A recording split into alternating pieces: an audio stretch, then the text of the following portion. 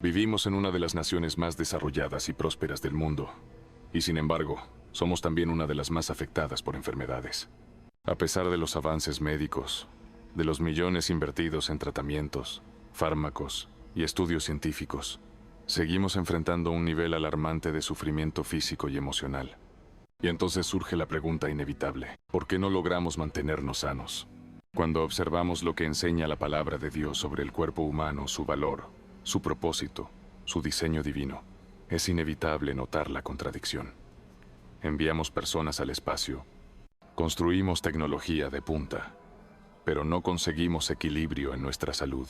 Esto nos lleva a reflexionar. ¿Qué dice Dios sobre el cuerpo? ¿Qué tiene que ver nuestra fe con la sanidad? Muchos separan ambos conceptos. Eso es un tema espiritual, lo otro es médico, dicen. Pero la verdad es que hay una conexión profunda entre nuestra salud y nuestro estado interior. Como hijos de Dios, no podemos ignorar que hay algo en nuestro interior, emocional, espiritual, mental, que puede afectar nuestro cuerpo físico. Por eso es necesario regresar a las Escrituras, a las raíces de nuestra fe, y descubrir lo que Dios ya ha dicho respecto a la sanidad. Porque antes de correr a la farmacia, antes de llenar nuestras manos de tratamientos, tal vez deberíamos preguntarnos: ¿qué está diciendo Dios en este momento? Y es aquí donde la carta de Santiago, en su último capítulo, nos ofrece una guía clara sobre cómo abordar la enfermedad, tanto física como del alma. ¿Hay alguien entre ustedes que esté enfermo? Que no se quede en silencio, que no se encierre en su dolor ni se aísle en su angustia. Que llame a los líderes espirituales de la iglesia, aquellos que han sido puestos como guías, pastores y cuidadores del rebaño, y que estos oren por él, aplicándole aceite en el nombre del Señor. Aquí no hay espacio para confusión. No se trata de una sugerencia vaga ni de un acto místico escondido entre líneas. La Escritura es directa, clara y práctica. Nos dice exactamente qué hacer cuando la fragilidad de nuestro cuerpo o de nuestras emociones comienza a manifestarse. Pedir ayuda, buscar respaldo, invitar la intervención de Dios a través de la comunidad de fe. No es tarea del líder adivinar quién sufre. La responsabilidad recae en el corazón afligido. Es la persona doliente quien debe dar el paso, tomar el teléfono, acercarse al pastor, levantar la mano, pedir oración. Esto requiere algo que a muchos les cuesta. Y entonces viene la acción concreta, la oración acompañada de unción con aceite. Este punto genera preguntas. Alguien podría decir: ¿qué papel juega el aceite en todo esto? ¿Es acaso una sustancia milagrosa? ¿Tiene algún poder curativo por sí sola? Y la respuesta es sencilla y profunda: no. El aceite no tiene propiedades mágicas. El verdadero poder radica en la oración sincera y en la fe depositada en Dios. El aceite es un símbolo visible de una realidad invisible. Representa la presencia activa del Espíritu Santo, obrando en la vida del creyente.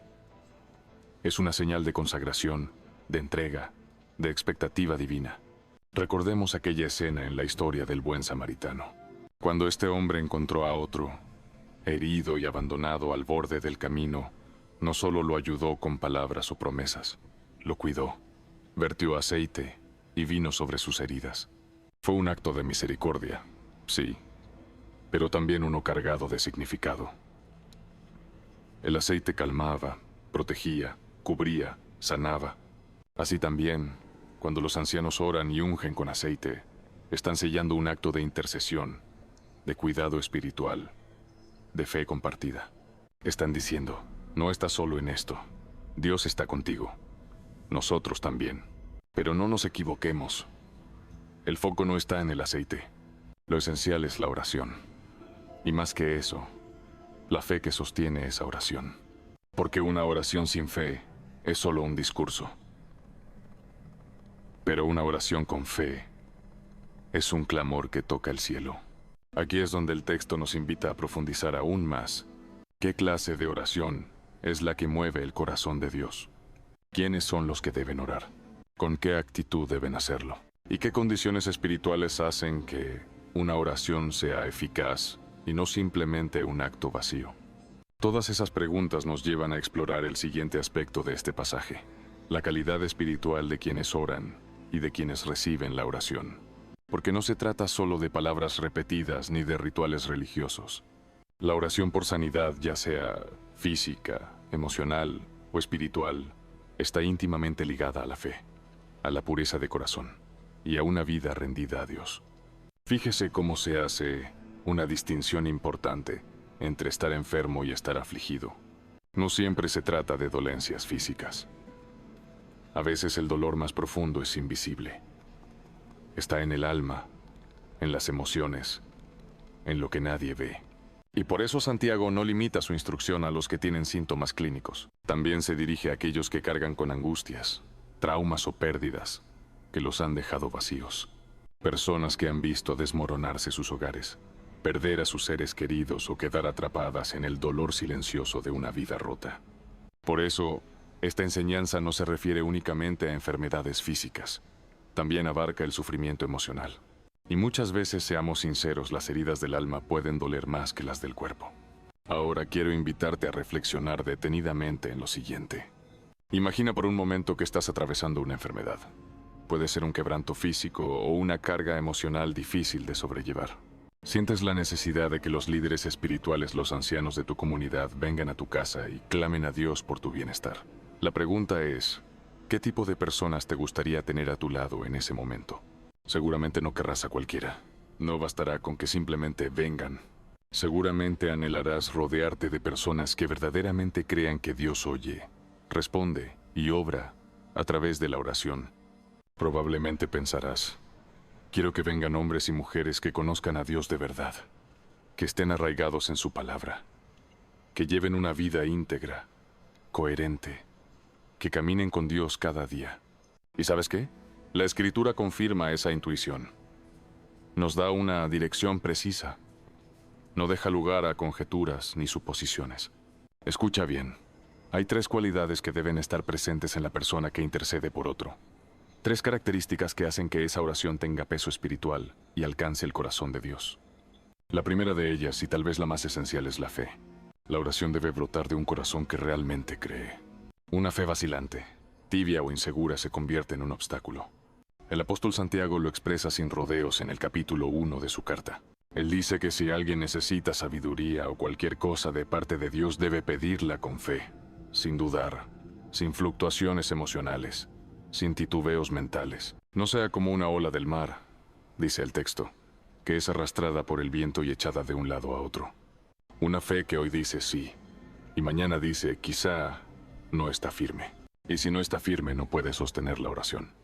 Por eso, cuando oras por alguien, especialmente por alguien enfermo, tu oración necesita estar cimentada en la convicción profunda de que Dios puede intervenir y de que su voluntad es buena, perfecta y soberana. Esto nos obliga a examinarnos. ¿Estoy orando por rutina o por verdadera confianza? ¿Estoy orando desde el temor o desde la certeza de que Dios está presente, escucha y actúa? Por eso, si voy a elevar una oración auténtica de fe, no puedo hacerlo desde el vacío ni desde mis emociones. Debo fundamentarla en la palabra de Dios. Una oración que tiene poder nace de alguien que ha bebido de las Escrituras, que ha estado expuesto a la voz de Dios a través de su palabra. Ahora piensa en esto. Si han pasado días, semanas o incluso más tiempo sin abrir la Biblia, te garantizo que tu fe empieza a debilitarse. Reflexiona en tu propia vida. Cuando te alejas de la lectura constante de las Escrituras, algo se enfría dentro de ti. La certeza, la confianza, la seguridad con la que antes orabas se vuelve más incierta. Entre más nos distanciamos de la palabra, más difícil se hace creer con firmeza cuando llegan los momentos difíciles.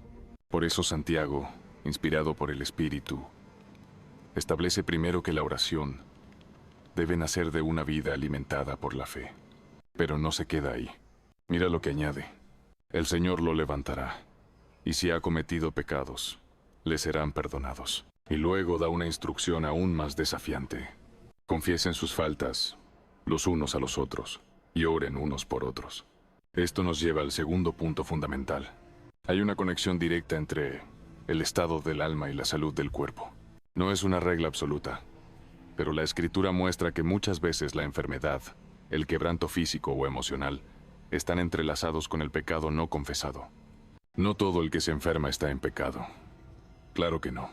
Pero tampoco podemos negar que cuando alguien guarda pecado en su corazón, persiste en él con conocimiento y se rehúsa a soltarlo, eso afecta profundamente la comunión con Dios. ¿Y qué dice Dios al respecto? Salmo 66, 18 lo expresa con claridad. Si en mi corazón hubiese yo abrigado iniquidad, el Señor no me habría escuchado. Pero muchas personas hoy ignoran esa verdad.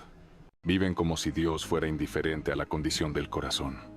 Algunos incluso afirman, hablé con Dios y Él me aseguró que va a responder mi oración, mientras su vida sigue anclada al pecado. La realidad es otra. Dios no responde oraciones pronunciadas desde un corazón que deliberadamente se aferra a lo que Él aborrece. Por eso, si alguien eleva una súplica, una petición genuina de sanidad, esa oración debe brotar de una confianza firme y de un espíritu libre de contaminación. No puede surgir de labios que se alejan de las Escrituras, ni de corazones que ocultan rebelión. Si has pasado días sin escudriñar la palabra, lo más probable es que tu fe se haya debilitado sin darte cuenta. Romanos 10, 17 nos recuerda, así que la fe es por el oír, y el oír por la palabra de Dios. La sanidad no solo requiere creer, sino también una disposición interna de rendición. En Santiago 5, 15 se nos asegura que la oración de fe salvará al enfermo, y el Señor lo levantará, y si hubiere cometido pecados, le serán perdonados. La sanación, entonces, está íntimamente ligada a la confesión y al arrepentimiento.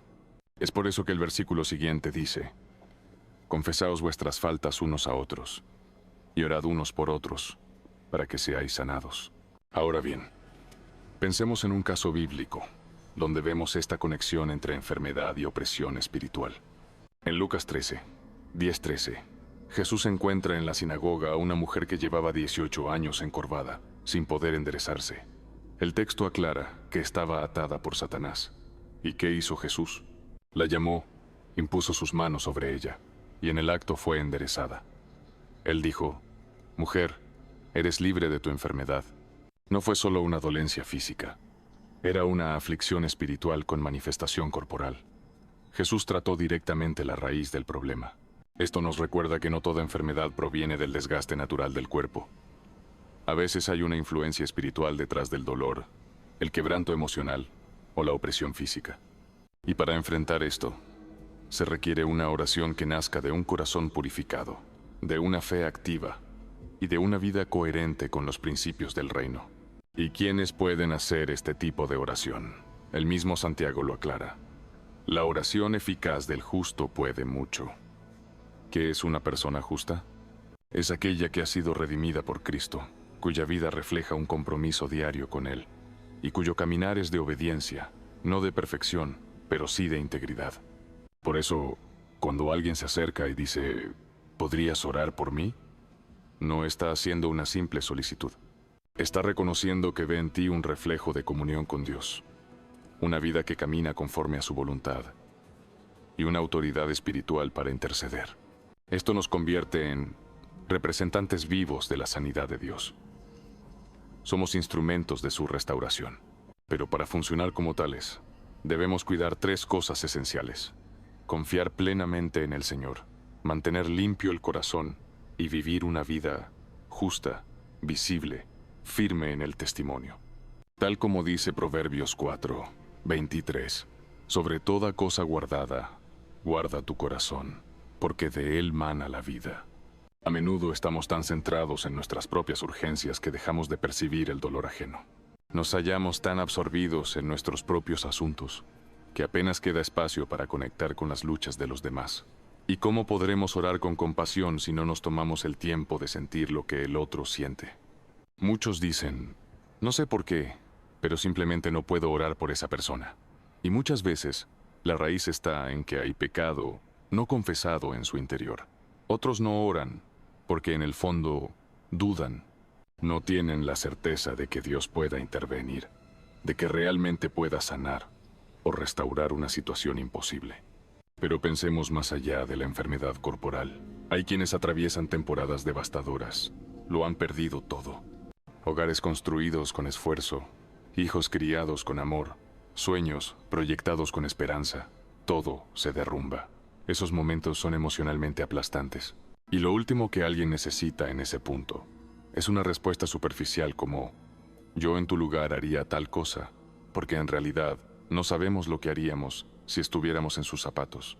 A veces, la mejor respuesta es vamos a buscar lo que Dios quiere que hagamos.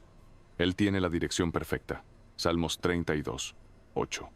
También hay quienes se limitan con pensamientos como no soy lo suficientemente digno. Pero, ¿cuándo lo seremos? Esa idea de merecer es una trampa. No se trata de mérito humano. Somos hijos del Altísimo. Romanos 8, 17.